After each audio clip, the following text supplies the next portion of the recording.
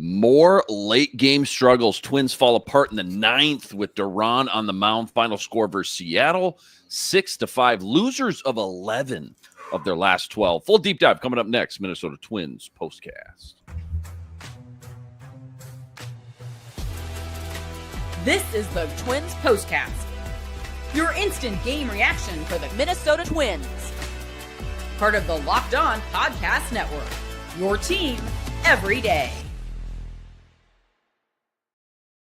What's going on? Back in the lab, back at it. Another Minnesota Twins postcast right here. Locked On Sports Minnesota Network. Your team every day. Luke Inman at Luke_Spinman. Got my main man, Sweet Lou Hennessey. Give him a follow on X at Sweet Lou MN, Twins expert over at Zone Coverage MN. Lou, how do you look your fans in the face and say, come bring the family out to the park? $40 a ticket, parking, food, everything else. Like, am I overreacting here a little bit, or is this just part of a long gauntlet season that is baseball, right? 162 games, and maybe granted not this bad, but like every team goes through a tough stretch like that at some point. You know what? The ballpark experience at Target Field is undefeated. All right, so we'll pitch that, but the product on the field is certainly not helping their efforts in trying to fill that place up. What a beautiful night! This had the the opportunity to really be just a tentpole, come from behind win after stumbling out the gate, which I'm sure we'll dive into here. But boy, there's the potential to start turning things around. It starts with one, and it's getting harder and harder to convince fans otherwise that this team is about to do so. So I don't know. Yeah. No, you're not wrong. We'll dive into it for sure a little bit more. Target Field, great experience, no doubt about it. Great stadium, great promos all year long. But you know what else is a great experience? CHS Field. Hey, why wouldn't I just go to a Saints game, man? Yeah. I mean, if I got to pick one or the other right now, I think I'm going Saints. Lots to get into. Where it went wrong, biggest turning point tonight, the blame pie chart. I'm going to ask Lou, which area of this team needs to take the most blame and have the most improvement? But first, quick reminder, tonight's episode brought to us by Game Time. Game Time, download that Game Time app, create an account, use code LOCKEDONMLB for $20 off your first purchase. All right, quick little recap if you missed it. Twins-Mariners Game 2, best of 4. Chris Paddack on the mound. Nothing special from Chris Paddack, but also like nothing catastrophic. Like as we've seen from some of these starters, that's the only reason I say that as of late. What do you have? 5 innings, 5 hits, 5 runs, 4 earned, 4 Ks and 1 walk. It's 5-1 though, bottom 4. Twins rally all the way back. Brooks Lee, Ty France, Ryan Jeffers with a double, 2-out double, by the way. All those players had RBIs. Tied up 5 apiece until the 9th. Duran on the mound. You got your stud on the mound. You got your ace, right? Your go-to. He loads the bases. Julio Rodriguez, 1 out, hits a sac fly. That makes it 6-5. Bottom 9, last chance, nothing. I mean, just no life whatsoever. 6-5, that's your final. 37-42 now on the year, so 5 games below 500. What stuck out for you today? Every game's a little bit different, a little bit unique. What stuck out? Biggest takeaways, kind of 8 topics. This would have been, like I said, had the potential to be a really fun win if they could have come back and done it. But because it would have been like a full team effort. I think everybody in the starting lineup, I want to say, had at least 1 hit or at least got on base. We had another solo home run, as we saw, which we've seen plenty of it during this terrible skid. It would have been a fun comeback, but alas, the team just didn't have enough sparks to get anything ignited there. Let's get into the biggest turning point from this. Time to reveal where the game was won or lost. It's the turning point. So 5-1 going into the 4th, and then we finally, Lou, get a nice, juicy number. Bottom 4, Twins score 4 runs. Honestly, kind of sad. I even think that's such an amazing inning. That's just how bad the offense has been, though. But they tie it back up at 5, then top 9 with Duran on the mound. Seattle loads the bases, like I just said, 1 out. Was it the 9th inning? Is that the biggest turning point, or is there maybe a not so obvious one mixed in there as well? So I think at the time the 5-run inning that Paddack gave up felt like the backbreaker of this game, but the Twins sat themselves back up there. So it's hard not to say the end of the game there with Jhoan Duran hitting 2 guys. It's unfortunate clipping with that breaking ball that's been really devastating at times this year. It's been so good for him. And one of those was 0-2, I want to believe too. So he was ahead of the hitter, and unfortunately just I'm not going to call it a fluke, because obviously he's got to throw it in the zone. He's got to avoid those situations, especially in such a tight game like this. So I got to go with Duran there in the ninth as the biggest turning point. Before we get into my blame pie chart, Eric Miller, how did Rocco get extended another year? So last night, me and CJ are on the postcast. As we're live, we find out Rocco, he ain't going anywhere. He's extended through 2026. Yeah. Where are you at? I don't know if I've asked you for a while. Where are you at with Rocco Baldelli? Kind of big picture, 5D view, right? Been here a couple years. Yeah. A couple nice overachieving seasons that were fun. Feels like he's kind of plateauing a little bit, but I don't know. You tell me, because, I asked CJ this last night too. At some point here, if these struggles continue, someone's got to take the blame, whether it's right or wrong, whether it's their fault or not. A change will need to be made. You see that in all of sports, but, big picture, are you a big Rocco guy? And, I guess at what point does he become on the hot seat, even despite the extension through 2026? Boy, the timing of this news was crazy, wasn't it? Yeah, I mean, amid this terrible skid, from what it sounds like, this option may have been picked up before, early on this season, before this terrible skid, maybe even before the winning streak, for all we know. So why not announce it then? I don't know. That's a good question. But it's not super consequential. It's not, I think you could say it's a vote of confidence, but this is also a move that other teams have made 10, 12, 14 days before the guy gets axed, because they just really couldn't turn it around at that point. Yeah. But I'm not saying that's what's going to happen. I have absolutely zero intel. I'm just saying what's contextually around the league that's happened. And, this is a pattern. Sure. So, I personally appreciate Rocco. I think that he does a lot of things well, and I think he's a great communicator and he's a fun guy to listen to. So, I no doubt about it, though, something's got to change. Like you said, they got to find a way. He's got to find a way to lead his team out of the current skid that they're in if he wants to remain in the race. Well, I, for one, would like to know when he did get that extension, if it was behind the scenes, it was months ago, because I feel like things have changed. If he did get it, a month into the season, at the start of the season, for whatever reason, still kind of confusing, I guess, why they don't just announce that at the time. But certainly if that was the case, it feels like a lot has happened and a lot has changed since then. So that would be interesting for sure.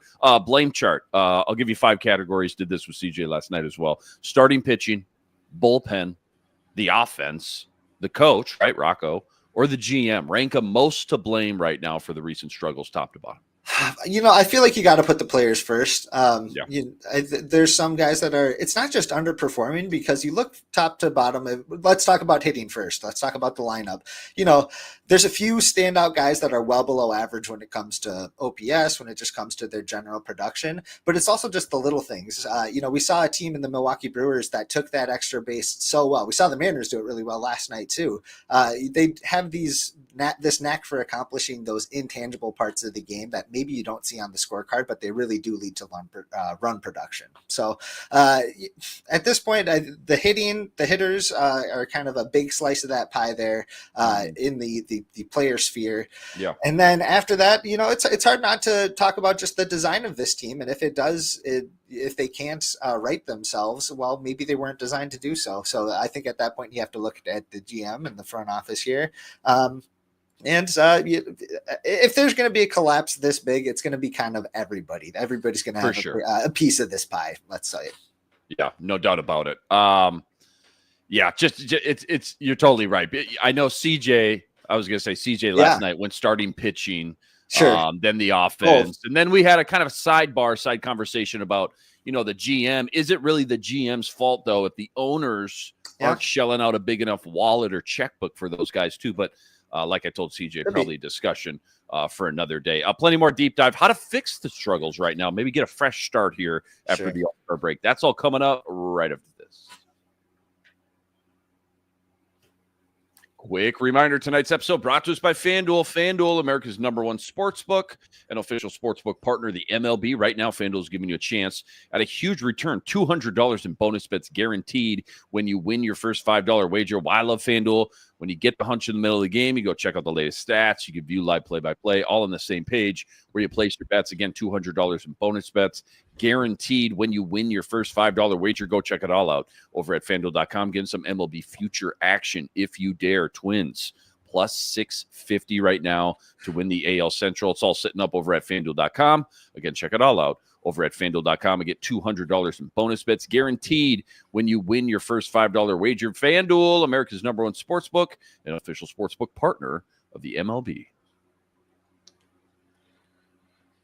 All right, we need a spark in just the worst possible way. It could be a trade, a prospect coming up the ranks, somebody who's hurt, maybe making their way back. What is their easiest path back to even just mediocre play again? Just competitive play night in and night out. You're the coach or the GM. What are you doing? And why I say this, and I asked CJ last night, you're only, 3 games back from the wild card right now? As bad as things are, like, this is we got a long way to go, man. Yes, so, sure. Granted, yeah, you're probably, not a heavy favorite by any means, but maybe play spoiler and can advance one series or two. Who knows? So, easiest path to just trying to find a spark or fixing some things.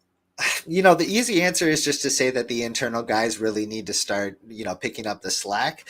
Yep. But at the same time, I feel like we've said that in so many of the last couple of years when they failed to do so. So maybe this is the time that it's like, hey, we need to shake things up a little bit, make a, kind of core shifting move at the trade deadline. I'm saying that mostly because, like I said, we haven't seen that, and the other options don't seem to have worked so far. So, knowing this team, it's probably going to be par for the course, maybe minor moves around the margins, but at the same time, maybe there's a little bit more heat on the seat, so to speak, and maybe they do try to shake things up. Other than that, there's, still some exciting top talent at AAA. I know you joked about going to CHS Field, but the Saints actually do have a pretty fun product with a lot of top prospects, like I said.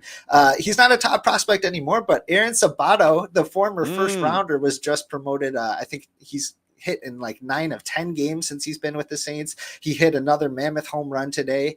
Maybe that's part of the jolts in a few weeks if he keeps raking. I'm not saying that he's going to come save the season here, but get some new options, get some new bats.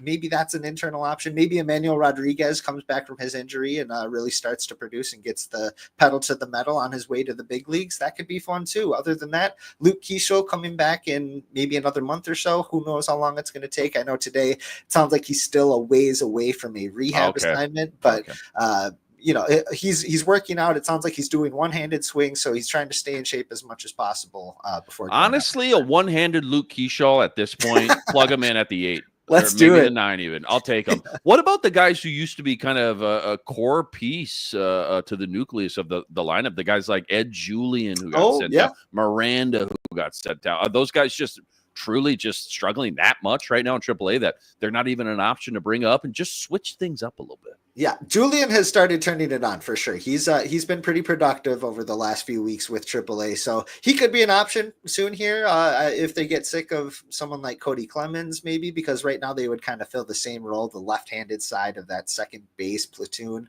But maybe they, switch him out for Jonah Bride and a few other moves like that. Maybe they switch him out with Deshaun Kersey, who doesn't seem to have a major role on this club right now. There's a lot of different things that they could do here. So yeah, who knows? One more quick one. Eric Miller ripping it up in the chat. Rank the trade deadline candidates to be traded: Castro, Chris Paddack, Bader, Trevor Larnach, or Wallner. Top of your head.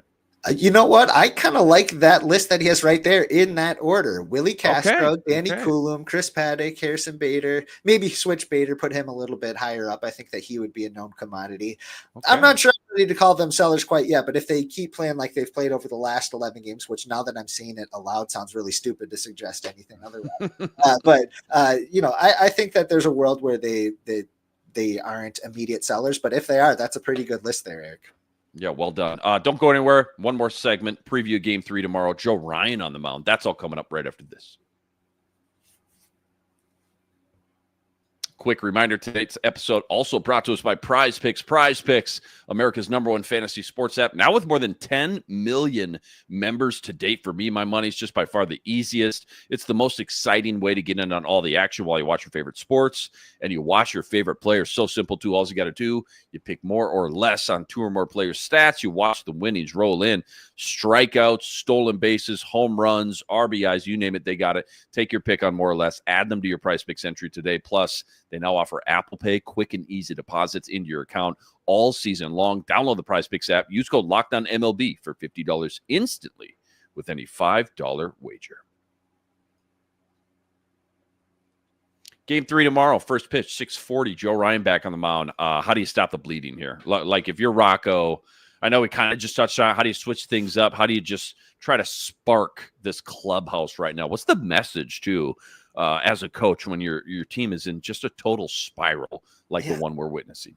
Boy, the message is just, guys, try to keep your shoes tied at the same time here. It seems like so often they're getting blown out when scoring 6 or 7 runs, which should be enough to win a handful of games. Other times they can't muster anything in a low-scoring effort. So, yeah, like I said, try to keep the shoes tied at the same time here. Joe Ryan, it's got to start with him. He had a pretty encouraging start last Friday when he was going up against the Miz, that nasty rookie on the Brewers. Boy, that was such a fun pitching matchup. Yeah. It was a great game until 5 innings. Sixth or seventh inning there. Yeah, woof. Twins collapse in the ninth. Duran spirals on the mound. 6-5 your final versus Seattle. 37-42, losers of 10 of their last 11 games. Huge shout out to all you guys, though, all the everydayers out there that always make us your first listen. All you guys coming in the chat like Eric with us from game to game. Make sure you like and subscribe. Check out all Sweet Lou's work on X at Sweet Lou MN, plus all the work he's always ripping up over at ZoneCoverageMN.com as well. Luke Inman on X at Luke_Spinman. Again, game 3 tomorrow, 6:40 first pitch. Joe Ryan back on the mound. Catch you right here. Same time, same place. Until then, sign it out.